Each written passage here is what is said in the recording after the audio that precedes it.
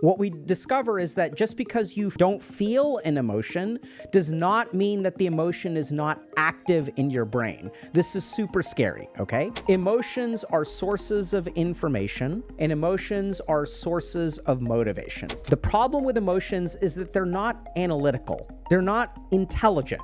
They don't use the reasoning parts of our brain. They just come up with certain ideas, and that's what we're gonna do. This is fundamentally why we have evolved emotions. So the basic problem that most men have is that since we are numbing ourselves from our emotions are programming us in ways that are maladaptive.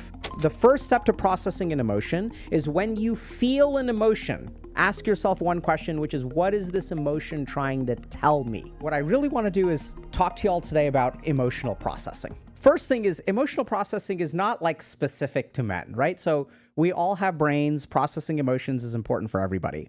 But when we sort of talk about like how men are raised and how men are socialized, we sort of have this idea that men, like, they don't know how to express their emotions. They bottle up their emotions. They avoid emotions, things like that. If we look at one of the reasons why men are probably more prone to addictions is because we use substances and behaviors to manage our emotions. And then the other thing is, like, all throughout my psychiatric training, I never had a class in like what is processing an emotion. Like, literally, if I feel an emotion, what is the difference between it being processed and it not being processed? And if it's important to process it, how do you do that? And there's a really common belief about processing emotions, which is that talking about your emotions is processing them. But that's not technically true. And I've noticed that especially for men, simply talking about your emotions, and I've had plenty of patients who will come in and be like, or not even come in, but they'll ask me, right? So when I have friends who are like, oh, you know, I'm struggling with this thing, I'm going through a divorce, and I'll be like, you should go see a therapist. And they're like, I don't understand how talking about my problems will actually help me. And my favorite example of this is when I sort of learned this, is when I was a third-year resident. I had a patient and I was learning how to do psychotherapy. Okay. So I'd maybe done, I want to say, about 200 hours of psychotherapy at that point, which is not very much. So I'd had 5 patients and I'd worked with them for about a year. And this guy would come in and he was depressed. So he would come in every week and he would talk about why he was depressed. He'd be like, you know, oh, this thing happened at work and like I got written up because I snapped at my coworkers. My coworkers say I'm like hard to be around and that's why I'm depressed. And I'd be like, oh man, that must be hard for you. How does that make you feel? Like I would say those two fucking things over and over and over again. How does that make you feel? And that must be hard for you. And then next week he comes in and he's like, you know, oh, I went on this date and this girl didn't seem too interested in me. He was in his 40s, by the way. And so that's why I'm depressed. And I'd be like, oh my God, that must be hard for you. How does that make you feel? So we did this for about 6 to 8 months. And then one day the guy comes in and I'm like, is this helping you? And he's like, what do you mean, is it helping me? Isn't this what we're supposed to do? Isn't therapy me coming in and talking to you about why I'm depressed? Like, isn't that what I'm supposed to do? And I was like, I think so. And I'm doing what I'm supposed to do. I sit here and I listen compassionately to you. And then I ask you how you feel. But I was like, is it helping? And he's like, I don't know. I was like, okay, look, you showed up here 6 months ago. Are you any better than you were 6 months ago? And he's like, well, not really. And I was like, so what the hell are we doing?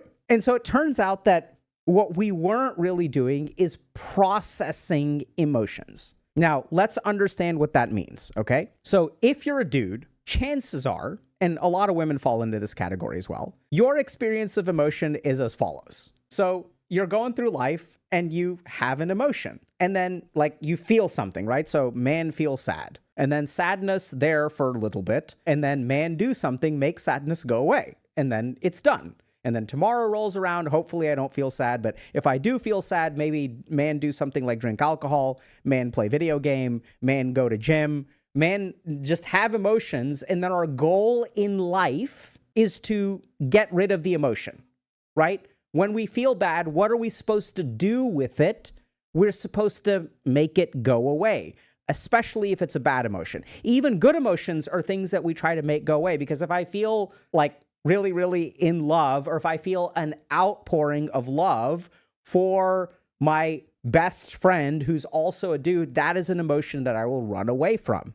If I feel like I'm falling in love, that can be scary and I'm running away from it. So for most men, emotions, like, they kind of arise and they sort of disappear after that. We try very hard to make them disappear. Now, the problem is that they don't actually disappear.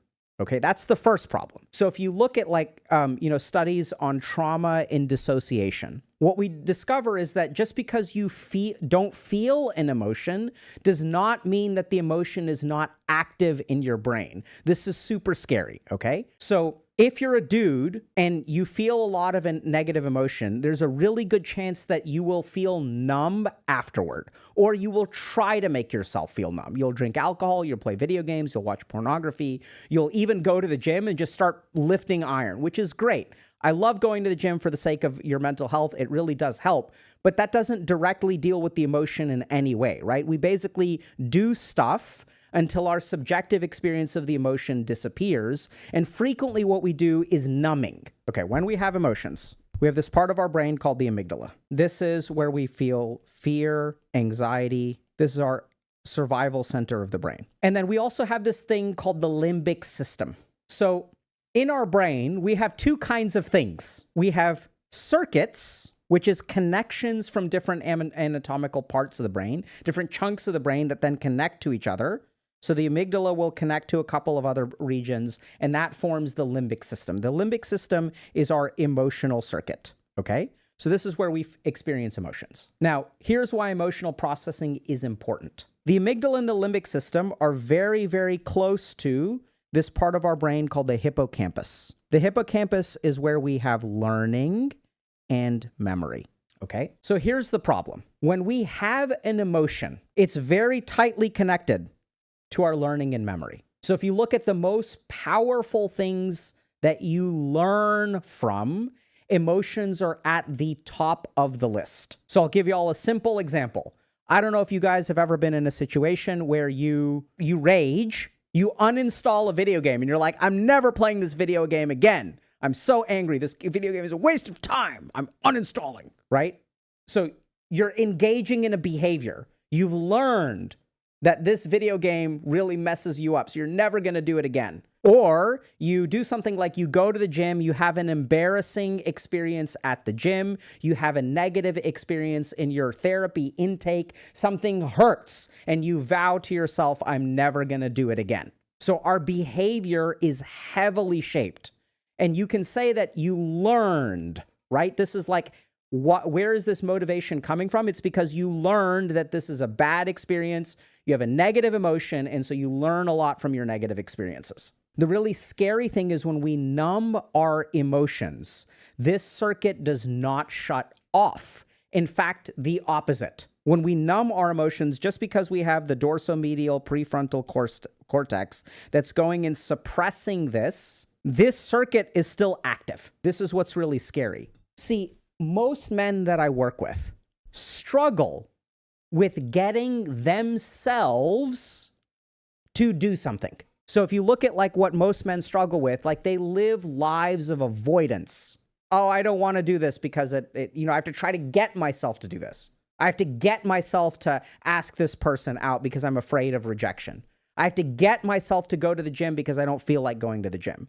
So this is why dudes are obsessed, right? So if you look at the podcast bro circuit, which I love, right? I don't think it's a bad thing. I think it's a good thing. Men are trying to help other dudes, okay? It's all about building habits and building willpower. And like, how do you, if I build habits, then it's easy, right? If I build willpower, then I can overcome my underlying tendencies. But here's the key thing that I want y'all to think about. Where did those tendencies come from in the first place? Why is it that my default programming is to behave in a particular way? Why is my default programming to play video games? Why is my default programming to avoid certain situations, avoid certain groups of people? So I think avoidance is huge here, right? So I need willpower to overcome this avoidance. And we get distracted by dopamine. We get distracted by addiction. Oh, it's all dopamine in the brain. And sure, when we're talking about social media and video games, that's a huge part of it, okay? But the key thing to remember is that the programming that you have in your brain is most powerfully determined by your emotions. So we understand this in cases of something like PTSD, right? So what is PTSD? Let's understand this. Let's say I get bitten by a dog, okay? What happens? So when I get bitten by a dog, my amygdala, my survival center lights up, has a ton of blood flow there. I feel an immense amount of fear and anxiety. And what happens the next time I see a dog? How have I been programmed? The next time I see a dog, I feel fear. The fear reactivates. I'm not even being bitten. It is simply the exposure, me seeing a dog or even hearing a dog bark or smelling a dog. I walk over to my friend's place and I see that there's a bowl of dog food. And then suddenly my heart rate my heart is pounding. I'm like, oh my God, I start sweating. I start getting scared. Like, what the fuck? Am I afraid of bowls of dog food now? Right? So I want y'all to appreciate the neuroscientific mechanism here, which is that when I experience a negative emotion, it changes my hippocampus and I learn from it. So the basic problem that most men have is that since we are numbing ourselves from our emotions are programming us in ways that are maladaptive. And then once I have all of this maladaptive programming of I'm avoiding this, I'm running away from that, I'm not motivated, then I try to use all of these compensatory mechanisms like willpower and habit and taking magnesium at night and using all these supplements. I'm trying to do all this stuff to overcome myself. So here's what I found as a psychiatrist. That is so hard. I've told you guys, I am lazy. I'm still lazy. I've always been lazy. I will always be lazy. You don't need to work hard. You don't need to have willpower. I also have terrible habits. What I find is the most useful thing is to reprogram yourself. And once your default programming changes, then your life becomes way easier. Imagine for a moment that if you did not feel avoidance for asking someone out on a date, if you did not feel avoidance for asking for a promotion, right? If you didn't have those negative emotions, imagine how free your life would be. Discipline and willpower and habit to overcome yourself. Oh my God, it's so much work. I hate that crap. Instead, why don't you just change the way that you perceive the world? So easy. I know, it's crazy.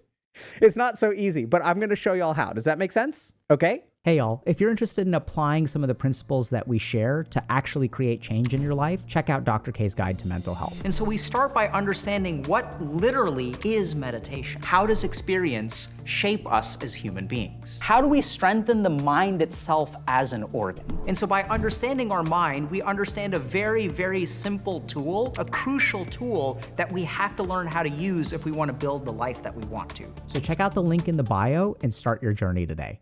So this is the key thing. So when we experience a lot of negative emotion, it communicates with our hippocampus and it creates learnings. We come up with certain conclusions. And this is where if you look at people who are kind of red-pilled or black-pilled or incels or whatever, I'm just using those examples because they're philosophies and ideologies that hopefully here on the internet we're familiar with. I'm not saying they're right or wrong or whatever. I'm just saying like these people think in a particular way. And usually what I see, the number one thing that I see in people, in dudes who are red-pilled, is actually a history of a traumatic experience with women.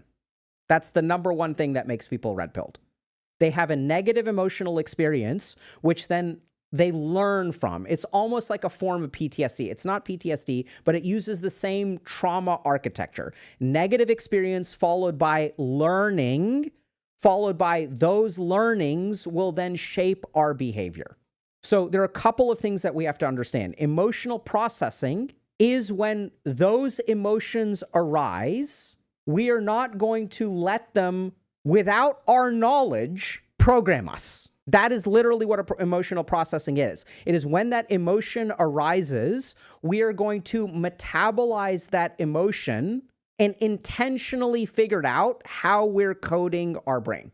And the reason that this becomes so important for men is because we're not taught how to emotionally process.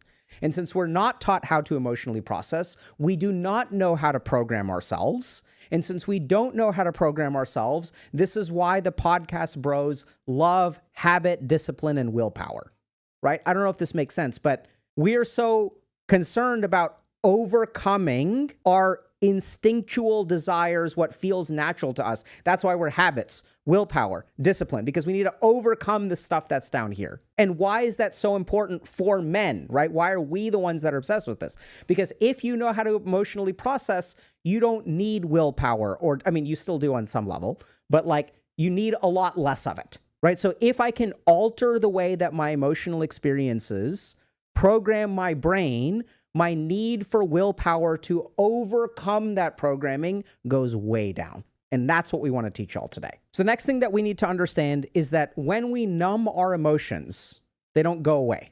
So there's this sort of idea that men will bottle up their emotions and then their emotions will explode. There must be some scientific, quantifiable mechanism that explains this. So generally speaking, what happens when we experience a large amount of emotion and we numb it, it goes dormant. It does not disappear, right? And that's how we can bottle things up and eventually explode, because that presumes that, okay, I have 10 units of emotion down here, and then I numb it, and then like, man, feel emotion, man, drink alcohol, man, be hungover the next day. But then the next day that my ex texts me and is like, hey, I was wondering if you wanted to hang out sometime. And then all this rage arises, right? So then what happens is I have 10 units of emotion down here, and the next day I get 10 units of anger, and then it starts piling up. So even though I feel angry now, and then the anger goes away, like let's say 15 minutes later, 30 minutes later, the anger is gone. It's not really gone. It is dormant. And so the next day rolls around, I add more to it, I add more to it, and I add more to it. And this is how men sort of, their experiences seem to be like, I'm kind of like accruing too much emotion. I have certain coping mechanisms that I'm trying to keep it intact, but I'm sort of losing this war. Even though on any given day I am winning the battle, over time I'm losing the war with my emotions. So it starts out that I used to be an 18-year-old kid and I was happy in life, and then this happened in college, and then life became a little bit harder, and then I got a little bit depressed, and I pushed through, I powered through, I got myself out of bed, I continued working hard, I went to my internship, and then I graduated from college, and then I started working, and then I got a little bit more depressed, and things became a little bit more harder, but then I started doing this, and then I started doing this, and the emotions just kind of pile up. And this is what's really insane, is that people will look at, like, you know, privileged, successful men who are suicidal. And they'll ask, well, how on earth can you be suicidal? You're a privileged man. You have so much going for you. You're successful. You have money. You know, society, it's a patriarchy. So you're like, good for you. And then this guy is suicidal. And that's because he's been accruing these emotions. And we're really good at suppressing them. We're really good at coping with them. We're really good at just shoving them way down and performing. So emotions pile up unless they are processed, okay? Second thing to understand, emotions are sources of information and emotions are sources of motivation. This is fundamentally why we have evolved emotions. Right? So I want y'all to think about this for a second. Appreciate this. There's a good chance that even things like Komodo dragons will experience fear and anxiety, right? Animals have amygdalas too. It's the survival center of the brain. These are really primitive emotions that exist for a reason. Let's say I'm a antelope. I'm a newborn antelope, and I go over to a watering hole and I start to drink water. And then a crocodile leaps out of the water, doesn't leap, it swims to the surface, its mouth opens up, it jumps back. Thankfully, I have instincts. So I jump back, crocodile misses, and then I want you to imagine what happens in the antelope's brain. The antelope feels a huge amount of fear. Amygdala goes over to the hippocampus and is like, hey, we got to learn our lesson. And then in this case, in the case of the antelope has no reason to emotionally process, because it wants that fear to have that learning. There's no like maladaptive, complex social society where people make fun of the antelope because it's wearing these shoes instead of those shoes, or it got its hair cut in a particular way, or it has a silly mustache. There's none of that exists in the antelope society. So for the antelope, the amygdala causing it to learn is fantastic. In our complex society, things become a little bit trickier, not a little bit trickier, a lot trickier. So we have to understand one really important thing, and this is going to help us process emotions, is we have to understand that emotions are very quick ways of getting information. So our brain processes a ton of information that we are not aware of. Our brain is doing all kinds of calculations all the time that we're not consciously aware of. That's how the brain knows to remind you of things. So it's like you're sitting there and you're like driving home from work and you're like, oh crap, I had to get milk. If you think about how is that possible? You forgot to get milk and then somehow your brain is reminding you, oh, you need to get milk. So your brain is processing a ton of information and it will make us feel certain ways. The first step to processing an emotion is when you feel an emotion, instead of just reacting to it, trying to overcome it, trying to numb it, ask yourself one question, which is, what is this emotion trying to tell me? So I had a patient once who was on the verge of a breakup. So in a relationship, not the healthiest. Their significant other had started maybe texting like other dudes, messaging guys. Some dude had slid into her Instagram DMs and he like wasn't quite sure. So he started to have all these negative emotions about it. And so then his experience of it was like, I have to overcome these emotions. Like, let me stop being a pussy, you know? I need to stop being a pussy. And like, So he tried to push him down. But those emotions are telling you something. If you're in a healthy relationship and you start to feel a lot of weird emotions, it's not that those emotions are right. It's that those emotions are trying to tell you something. It is a primitive source of information. It is not truth by any means, but it is some source of information. So when you feel that emotion, you should ask yourself, what is this emotion trying to tell me? The second thing that emotions are really good at is motivation. So usually emotions will get us to do stuff. If I'm angry at my teammate for feeding in the game, I am motivated to tell them to uninstall the game and then I'm going to disconnect myself, right? They create motivation. If I am afraid of looking like an idiot, it will motivate me to stay at home. If I am afraid of rejection, it will motivate me to not ask someone out on a date, not ask someone to hang out, whatever. So they're powerful sources of motivation. Now, here's the big mistake that people make. The problem with emotions is that they're not analytical. They're not intelligent. They don't use the reasoning parts of our brain. They just come up with certain ideas, and that's what we're going to do. A really good example of this is if you look at adrenaline, which is not an emotion, it's a hormone, right? Released by the adrenal cortices, triggered by things like anger, fear, and anxiety, also lust, excitement. It alters our brain chemistry and causes us to think in black and white terms. So when you get angry at someone, you're not doing a sophisticated philosophical analysis. You jump to a conclusion. And so what most people experience, I don't know if this makes sense, is when you have an emotion, you feel like doing something. And then your struggle is like to do that thing or not do that thing. So then you start engaging willpower. I don't want to give into the anger. I don't want to give into the anger. I don't want to give into the anger. I got to control myself, control myself, control myself. This is the wrong thing to do. I feel angry. So anytime we have an emotion, there is usually one thing that our brain wants us to do. And then we struggle with that. Instead, the right way to process an emotion is to ask yourself this first question. Okay, what is this emotion trying to tell me? And secondly, what is this emotion trying to get me to do? Now, here's the key thing. I don't know if this makes sense. There are other things that you can do. I start to feel uncomfortable because my girlfriend is on her phone, and when I walk in, she puts it away. Okay? So what is this fear? I mean, what is this emotion? Right? So the first thing is when you feel uncomfortable to ask yourself, what is the emotion? So I'm a little bit afraid. I'm worried. I feel insecure. There are all of these emotions. And these emotions are telling me things, right? The worry is telling me, hey, pay attention, bro. And the worry is also going to think in black and white. I'm afraid she's cheating on me. So do you all see how there's a certain jump from here to here? This is not necessarily true, but it's like a clue. It's like signaling something to you. And then here's the other tricky thing is since I have these two thoughts, I don't know if those are true or not, it motivates me to act. So what am I going to do? Drop an AirTag in her purse. Boom. Got to be sure. The bitch ain't cheating. Got to know. Look through her phone. So this is where this is not actually emotional processing. This is just giving into your emotions.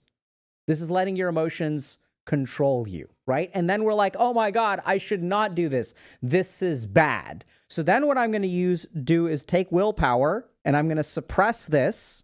And then I'm going to take alcohol and I'm going to suppress this, right? And this is like not, like, do y'all see, like, hopefully I don't have to explain this. This is not a good solution. Like, this is terrible because she could be cheating on you, bro, right? And this is really funny. So McClue's is trying to be funny. Solution, don't date. That's funny, except it's not. Except when I have these feelings, it's going to go to my hippocampus.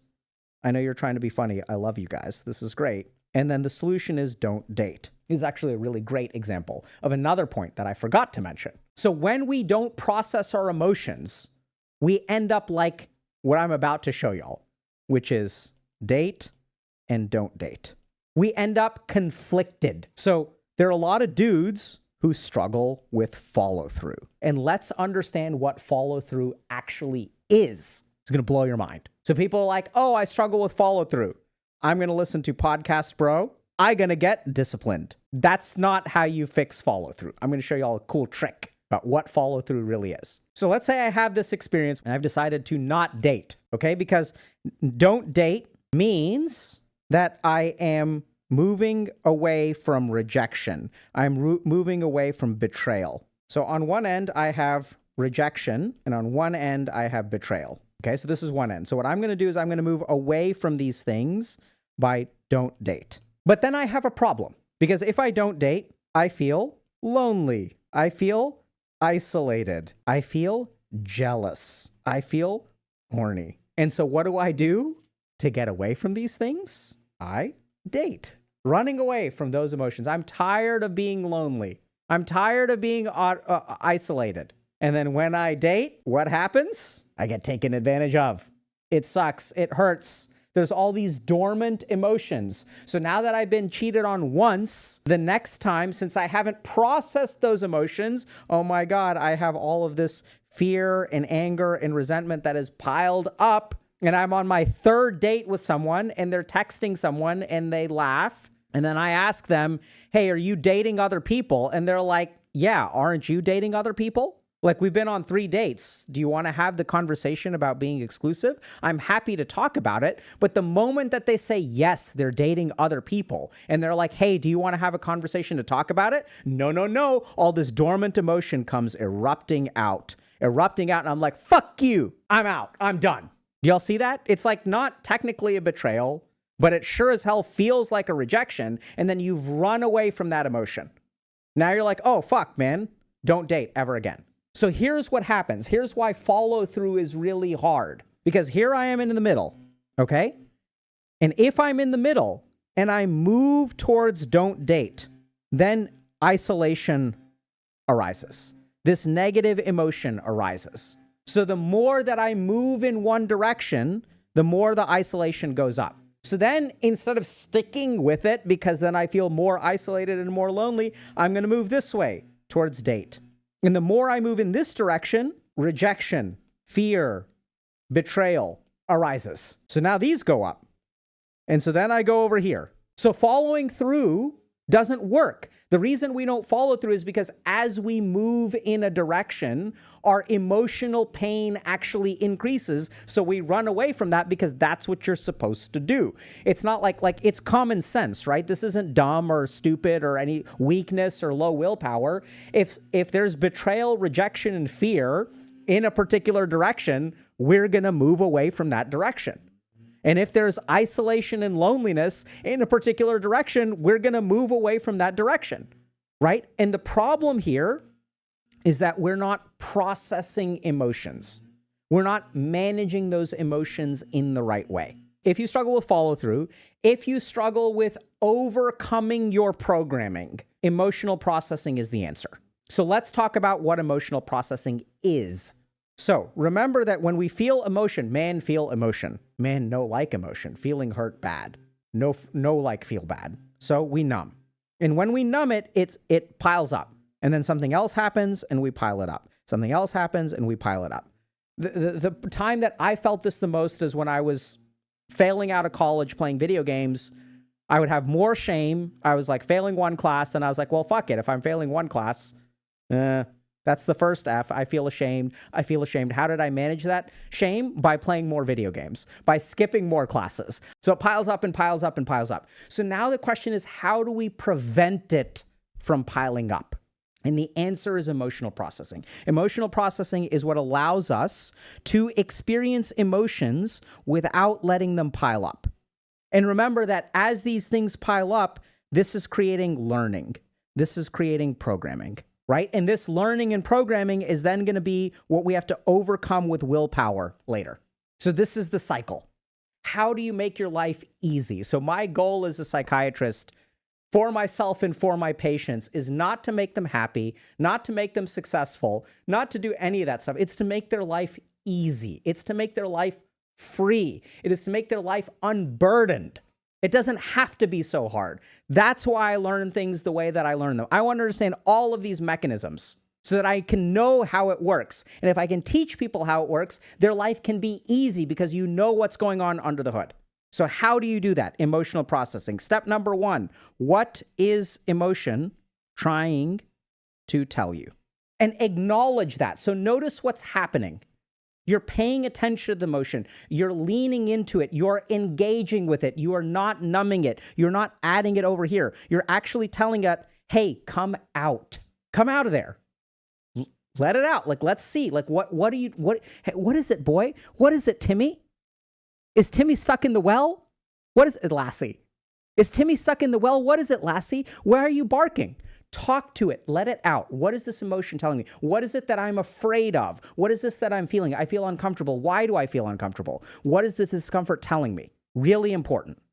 Very vital information that your brain, millions of years of evolution, have evolved to give you this sixth sense. Do you guys understand how awesome emotions are? They're like fucking being psychic. It is that you can make all of these cognitive, analytical calculations, or you can have some psychic part of your brain that's like, hey, bro, these people are not to be trusted. And they're like, yeah, hey, you should come. We have this awesome thing. You can come to our hotel for a weekend. We'll pay for your flights. We'll pay, and we've got this. All you have to do is sit through this one presentation. Everything is going to be free. It's going to be comped. We're going to give you the best room. It's all free. All you got to do is sit through these presentations while you're here. And it's like, wow, analytically, that's amazing. Oh my God, we get a free stay at this luxury hotel? What is it telling you? And then you have this psychic in this back part of your brain, in the amygdala, deep in your brain, that's like, no, do not trust Alok. There is a trick, right? So listen to it. Second thing, what is it motivating me to do? Okay. And as you ask yourself, it's not, and this is the mistake that a lot of people make, is that they try to just overcome or give into the emotion. So I'll give you all an example. So I had a patient who had a relationship that was on the verge of a breakup. I mentioned a little bit earlier. So they came to me and they're like, Dr. K, I don't know if I should break up with her or not, right? It's like, I don't know if I should give in or do I not give in? Do I give in or do I not give in?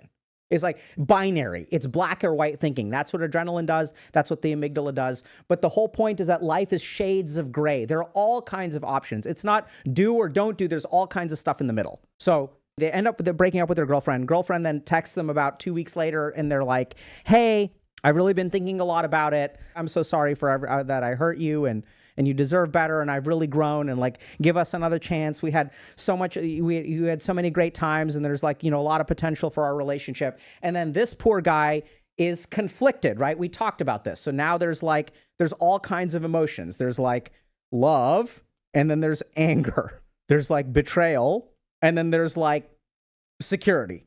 So this poor fucking guy is like ping-ponging between these two. Should I do it? Should I not do it? Should I do it? Should I not do it? Right? So we're like, okay, what are all of these emotions telling you? What is the love telling you? What is the security telling you? Love is telling me that, hey, there was something really good here. The anger is telling me like, hey, this person has some really toxic habits. The feeling of betrayal is telling me that this person doesn't really care about me. It's giving me all of this information. So they decided to give it another shot. Okay? But instead of just saying yes, we sit down and we work through all of these emotions and we figure out what this person is feeling. And it wasn't just taking them back. It was like a high EQ version of taking them back. It was articulating a lot of stuff. It was like, look, the stuff that you did was very hurtful to me. I value our relationship for reasons A, B, and C. Here are the things that I do not like. And I'm happy to give this a shot. But if these things that my negative emotions are worried about, if these things don't get better, because it's giving you a lot of information, right? If these things don't get better, then I'm not interested. We're not going back to where we were. We're actually starting over. This is a new relationship. There's been a certain amount of hurt and betrayal. There's a lot of love. There's a lot of good stuff going on here, but there has been hurt or betrayal. So I'm willing to give this another shot. 2 weeks go by. So first week, she's on her best behavior. He comes in next week and I'm like, how's the relationship going? And he's like, he's being super nice. And then I ask him, how does that make you feel? And he's like, it doesn't make me feel good.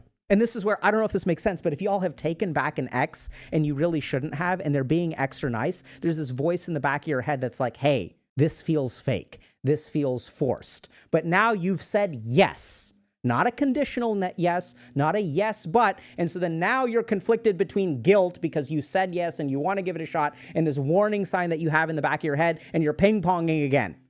Not emotional processing. So we're listening to that voice. Week 2 rolls around. She starts engaging in some of these bad behaviors that are a little bit disrespectful. So he just fucking breaks it off. There's no conflict. He feels assured of himself. And he's like, hey, you know what? I don't think this is a good idea. She gets really upset and he is fucking steel, son.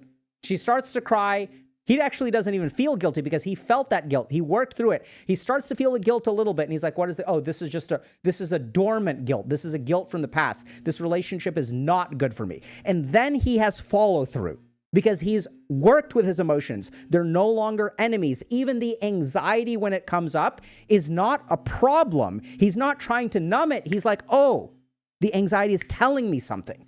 So the fucking coolest thing is when you do this, the hippocampus, the learning. So he is absolutely learning from this experience. But instead of that learning being automatic, instead of that learning being subconscious, instead of that learning being the result of the amygdala, which he is numbing, but is just over here doing its own thing, creating whatever learnings it wants, inducing some degree of PTSD that is going to cause this guy problems down in the future. He has worked with these emotions. He has felt these things, and he is learning self-respect. He is learning how to trust his emotions. He's learning how to say, you know what? And it's not even, she's like, oh, please take me back. Give me another chance. And he's like, we had something great. And he's like, you know what? I don't want to. I'm not interested in a relationship with you. I'm not saying you're good. I'm not saying you're bad. Look, you're going through your shit. I'm going through my shit. I'm just not interested in a relationship with you. Those are the words that he used. And that's why I remember the story. I was like, fuck yeah, man. Right? So he's centered. The follow through becomes easy. It's just, I'm not interested in a relationship with you. It's not that you're good. It's not that you're bad. And she's like, oh my God, give us another chance. And it's like, no, I mean, there's no guilt there. So all of those stored emotions have been worked through. They've been acknowledged. They've been accepted. And honestly, it's not that simple. It's a little more complicated. But the real crux of it is if you numb it, it goes dormant, it piles up, and it programs you.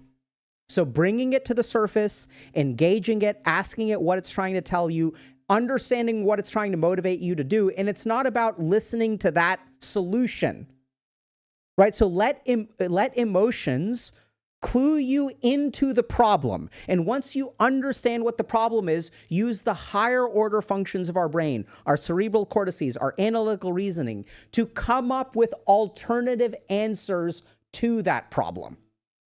And those are the those are the solutions that you should use, right? Not the default solution, not the instinctive solution, not the emotional solution. And the cool thing is that as you acknowledge these emotions, as you make them become undormant, then these are like your dogs, right? Like, oh my God, is Timmy stuck in the well?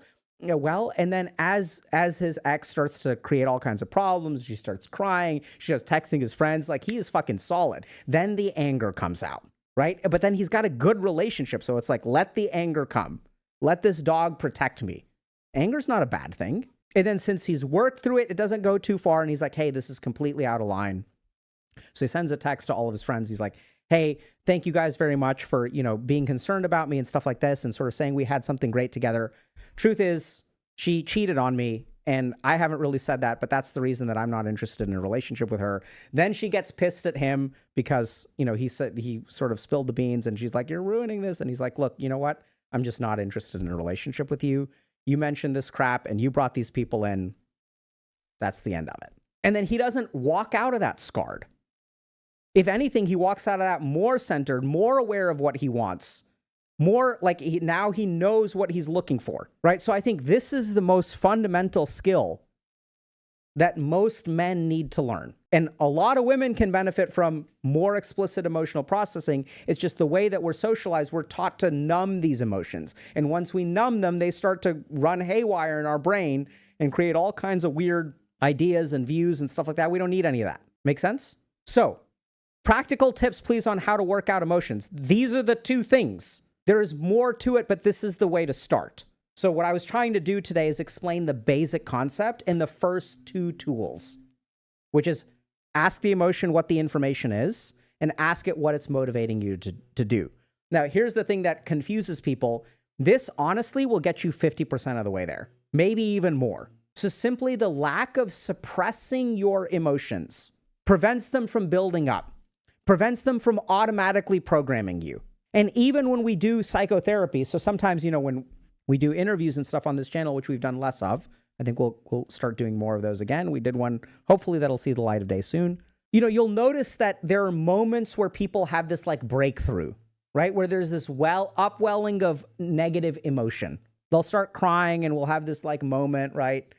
And so the cool thing is that is processing. So simply coexisting with the emotion without suppressing it engages this really cool thing where then the amygdala will go to homeostasis. It'll actually stop the emotion on its own without it programming you. So what we find for healing in something like trauma is once the emotion comes to the surface and we stop running away from it, that in and of itself will reprogram, will deprogram. That's actually sufficient. You don't have to like lay it down in a particular way. If you do it the way that I said, it'll help some, but actually just bringing it up to the surface is sufficient. So if y'all remember, I started this with this story of this patient who would come to my office and would you know, basically talk about how he was sad all the time, but he would just talk about how he was sad. So he did something that was really interesting.